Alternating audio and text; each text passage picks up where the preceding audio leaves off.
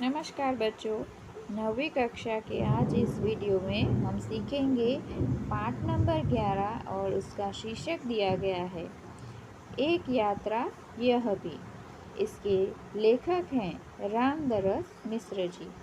इनके बारे में थोड़ा सा परिचय प्राप्त करें तो इन्होंने अपने जीवन में बहुत सारी कहानियाँ, उपन्यास, कविताएं आदि लिखे हैं। इनका प्रसिद्ध उपन्यास है पानी के प्राचीर। बहुत सारे काव्य संग्रह हैं जिसमें बेरंग, बेनाम चिट्ठियाँ, पक गई है धूप, जुलूस कहाँ जा रहा है, आम के पत्ते। और कहानी संग्रहों का वर्णन देखें तो खाली घर, वसंत का एक दिन, 61 कहानियाँ तथा मेरी प्रिय कहानियाँ, ये इनके मुख्य कहानी संग्रह हैं।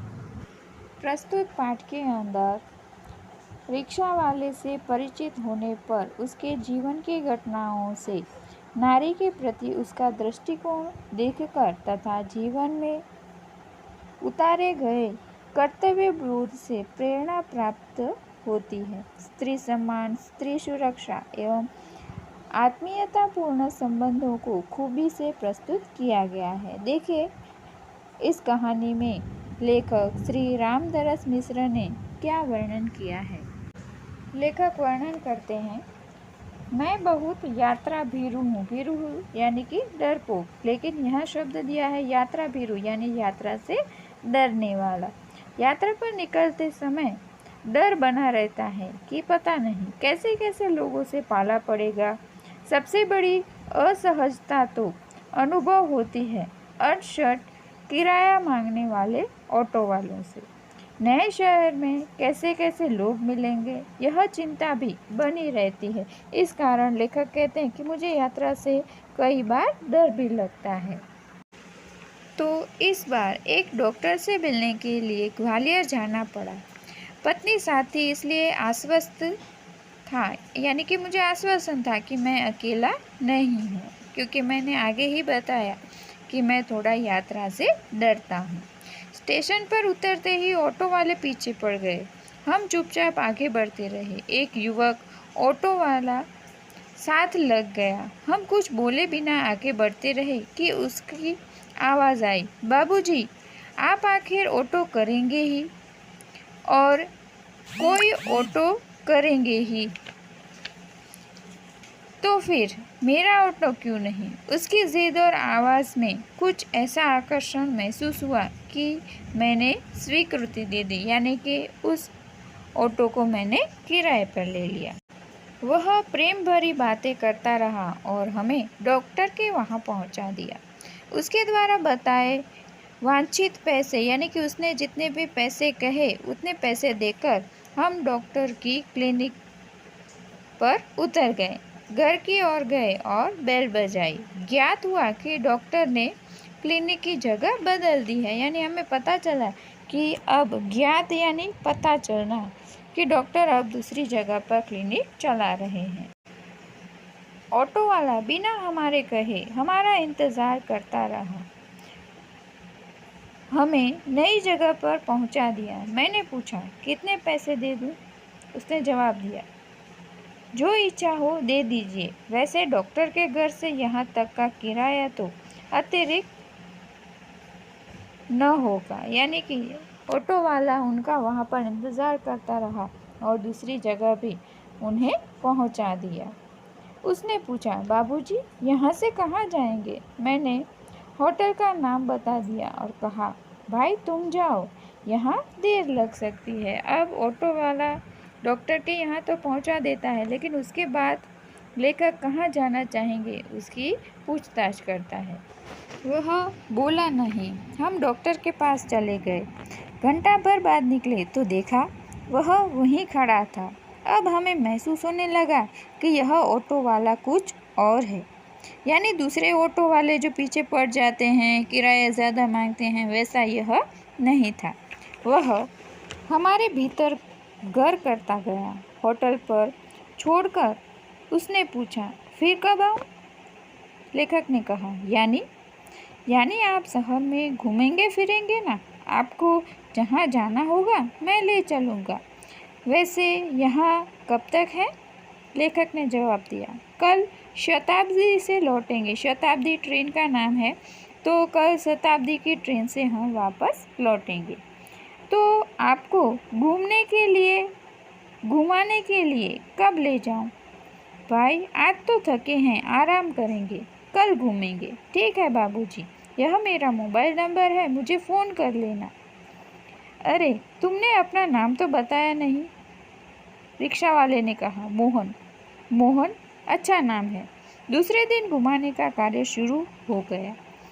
वह बहुत प्रेम से एक के बाद एक स्थल दिखाता गया। मुझे बाबूजी और पत्नी को अम्मा नाम से संबोधित करता रहा, यानी बुलाने लगा।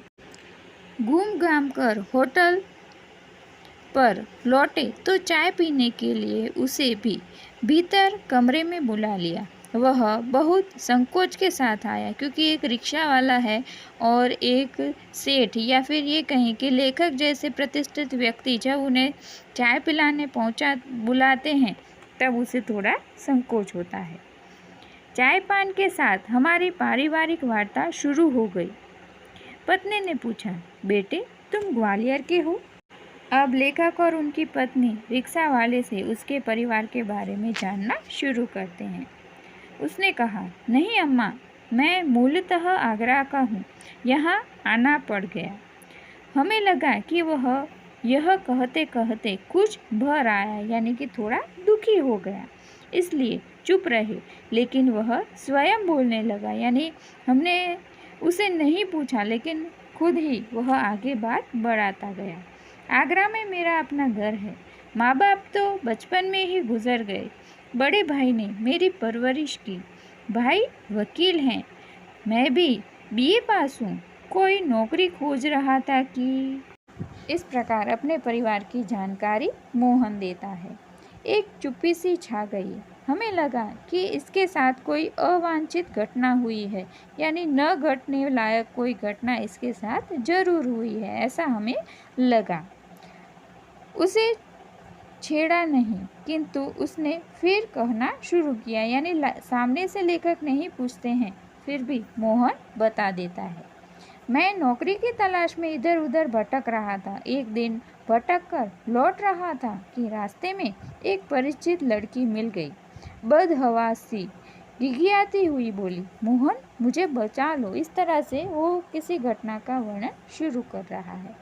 क्यों, क्या हुआ? मोहन ने उस लड़की से पूछा। मेरे माँ बाप एक आधेड़ उम्र के व्यक्ति से मुझे बेच रहे हैं। मैं कुएं में गिर जाऊंगी, किंतु उस घुसट अधेड़ के साथ नहीं जाऊंगी। मैं बहुत असमंजस में पड़ गया। क्या करूं? कर भी क्या सकता हूं? मुझे लगा कि स्टेशन चलना चाहिए। वहां उसे ले गया और थानेदार से हकीकत बयान की। वे कुछ देर तक सोचते रहे कि क्या किया जा सकता है। इस तरह कोई लड़की मोहन के पास आ जाए और उसे अपनी ये समस्या बताए, फिर मोहन भी डर जाता है कि एक लड़की है, युवती है, तो इसके साथ किस तरह का व्यवहार किया जाए। यह सोचते सोचते वह थानेदार साहब के पास पहुंच जाते हैं। थानेदार साहब बोले, इसकी एफआईआर लिखकर इसके माँ बाप को हवालात में बंद कर देता, लेकिन फ़िलहाल चिंता इस लड़की की है कि आखिर इसके लिए क्या किया जाए, यानी इसके माँ बाप को मैं जेल में डाल दूँ, फिर इसका क्या होगा। एक छोटी सी चुप्पी के बाद वे एकाएक बोले, तुम्हारी शादी हो गई है? मैं न में सिर हिलाया, यानी मैंने मना किया। तो बोले, तुम इससे शादी क्यों नहीं कर लेते? मैं तो इस आकस्मिक प्रस्ताव से चकरा गया, यानी अचानक इस बात से मैं तो चकरा गया, किंतु कुछ पल बाद लगा कि इसमें बुराई क्या है। मैंने कहा, सर इससे तो पूछ लीजिए। थानेदार ने उसे पूछा तो उसने स्वीकृति सूचक सिर हिलाया, यानी कि हाँ कहा। लेकिन क्या मोहन? बाबूजी अब वो बात अपने बाबूजी से, यानी लेखक से कर रहा है। फिर से उसी घटना पर आ जाएं। बाबूजी, लेकिन यह कि भाभी अपनी बहन से मेरी शादी करना चाहती रही। बात तय हो चुकी थी। फिर बाबूजी ने पूछा। बाबूजी, मैंने सोचा भाभी जी की बहन से तो कोई भी अच्छा आदमी शादी कर लेगा, वहाँ कोई संकट नहीं है। लेकिन इस लड़की की ज़िंदगी खतरे में है। लड़की सुंदर भी है, परिचित, और सबसे अहम बात कि वह संकट में है। इससे विवाह करना प्रीतिकर भी होगा और मानवीय भी। लेकिन यानी इससे अगर मैं शादी कर लूँ तो इसका संकट हट जाएगा और ये मानवतापूर्ण व्यवहार भी होगा। इस विचार से मैंने अपनी भाभी की बहन से शादी करने का प्रस्ताव छोड़ दिया। फिर लेकिन हाँ, अब समस्या यह कि विवाह एकदम तो न हो जाएगा। यदि लड़की घर गई तो फिर बेच दी जाएगी, यह संकट भी है। मैं साथ ले जाऊं तो भैया भाभी नाराज होंगे। इसके माँ बाप मेरे ऊपर लड़की भगाने का केस कर सकते हैं। जब मैंने थानेदार साहब के सामने यह समस्या रखी तो बोले, कुछ दिन के लिए इसे नारी निकेतन में, यानी कि जहाँ पर स्त्रियाँ सुरक्षित रहती हैं ऐसा आश्रम, नारी निकेतन में रखवा देता हूँ। लड़की से माँ बाप के खिलाफ शिकायत लिखवा लेता हूँ। 15 दिन बाद उन्होंने मंदिर में उससे मेरी शादी करवा दी। मैंने कहा, मोहन, ऐसे थानेदार कहाँ होते हैं? मुझे तो इस घटना पर विश्वास ही नहीं हो रहा है। लगता है कथा सुन रहा हूँ। आप सही कह रहे हैं बाबूजी, लेकिन यह थानेदार कवि भी हैं। कवि सम्मेलनों में कविताएं पढ़ते हैं और इनकी कविताएं मानवीय संवेदना से भरी हैं, यानी कि एक और अच्छे व्यक्ति का परिचय लेखक को हो रहा है। हाँ, तब ठीक है भाई, हर क्षेत्र में कोई न कोई मसीहा, यानी कि सबकी मदद करने वाला मसीहा दिखाई पड़ ही जाता है। हाँ, तब यह कि मेरे भाई भाभी मुझसे खफा हो गए और हमें घर से निकाल दिया। एक तो मैंने उनकी साली से विवाह नहीं किया, दूसरी जिस लड़की से मैंने विवाह किया वो किसी और जाति की है। इस कारण भैया और भाभी मुझसे काफ़ी खफा हैं। तो तुम लोग ग्वालियर आ गए? हाँ बाबूजी, आगरा में हमारा निबाह होना कठिन था, हमारा वहाँ गुजारा होना ही कठिन था, क्योंकि भैया भाभी हमेशा हमसे गुस्सा रहते। पराए शहर में भले ही कोई अपमान न हो, अपनापन न हो, किंतु यह परायापन उस अपनेपन से अच्छा है ना, जो दिन रात अप्रीतिकर व्यवहार बनकर तन मन को उद्वेलित करता है। यानी अब पराया शहर है, लेकिन यहाँ पर अपने लोग न होने पर भी हमें दुख नहीं है, क्योंकि ऐसे अप्रिय व्यवहार का यहाँ हमें सामना नहीं करना पड़ रहा। हाँ, सही कहा। तो यहाँ कोई नौकरी तो रखी नहीं थी, बस ऑटो का दामन थाम लिया और उसी के सहारे चल रहा हूँ। वास्तव में तुम बहुत बड़े हो मोहन, लेखक कहते हैं। बड़े बड़े लोग नारी हित में बड़े बड़े लेक्चर देते हैं, लेखक कविताएं लिखते हैं, किंतु अपने व्यवहार में कोई नहीं उतारता। लेकिन तुमने तो बहुत सहज भाव से एक लड़की को दुर्दशाग्रस्त, यानी उसकी खराब परिस्थिति होने से बचा लिया और अपने जीवन के साथ उसे सम्मानपूर्वक लगा लिया, यानी उसे अपना साथी बना लिया। ऐसे लोग कम होते हैं जो स्त्रियों के लिए इतना सोचते हैं। कई लोग भाषण देते हैं, लिखते हैं, लेकिन अपने जीवन में ऐसी बात नहीं व्यक्त कर पाते। बाबूजी, इस कार्य से मुझे भी बहुत संतोष मिला। मैंने तो एक बार उसका उद्धार किया, किंतु वह तो प्रायः यानी ज़्यादातर मुझे संकटों से उबारती रहती है। कई बार संकटों से उसने मुझे बचाया है। मोहन की यह कहानी हम पर छा गई और वह हमारे मन की किताब में बैठता गया, हमारे मन में कितना बड़ा होता गया। गाड़ी का समय हो रहा था। मोहन हमें लेकर स्टेशन आ गया। उसे मैं 500 रुपये का नोट देने लगा। वह बोला, रहने दीजिए बाबूजी, अरे यह तुम्हारा पारिश्रमिक यानी तुम्हारी मेहनत का रुपया है। परिश्रम यानी मेहनत और पारिश्रमिक यानी कि मेहनत से कमाया हुआ रुपया। कोई दान थोड़ी ही है, मैं तुम्हें दान नहीं दे रहा हूँ। मोहन ने कहा, बाबूजी, मैंने माँ बाप का प्यार नहीं पाया। कल से ही लग रहा है कि मुझे माँ बाप मिल गए। इस सुख के आगे पैसे का कुछ भी मोल नहीं। पैसा तो और लोगों से कमा ही लूँगा, यानी कि वो पैसे लेने से इनकार करता है। लेखक कहते हैं, बेटे, लेकिन मेरी भी तो सोचो, मैं बेटे का शोषण कैसे कर सकता हूँ? तुमने मुझे इतना घुमाया फिराया, तुमने मेरे पीछे परिश्रम किया, काम किया, तो मैं तुम्हारे पैसे कैसे अपने पास ले रख सकता हूँ? लेकिन यह तो बहुत है, इतना लूँगा तो आपका शोषण हो जाएगा। यह कहकर वह 500 का नोट लेकर 300 वापस करने लगता है। बोला, मुझे इतना पराया न कीजिए बाबूजी। हाँ, जब भी ग्वालियर आइएगा मुझे बुला लीजिएगा। मेरा फ़ोन नंबर आपके पास है ही। लेकिन मेरी एक शर्त है। लेखक कहते हैं, वह क्या बाबूजी?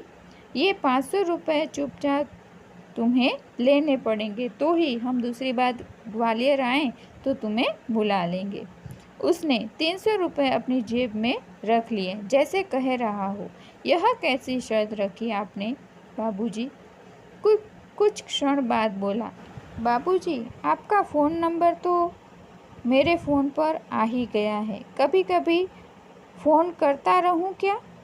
हाँ हाँ भाई, शौक़ से, मुझे अच्छा लगेगा। अब मोहन जैसे उनके परिवार का सदस्य बन गया हो, ऐसे बात रखता है कि क्या मैं आपको फ़ोन कर सकता हूँ? और लेखक भी खुशी खुशी उस बात को स्वीकार कर लेते हैं। लेकिन आपका नाम तो मैंने पूछा ही नहीं। लेखक कहते हैं, मैं हूँ सत्यकेतु और पत्नी काम्या।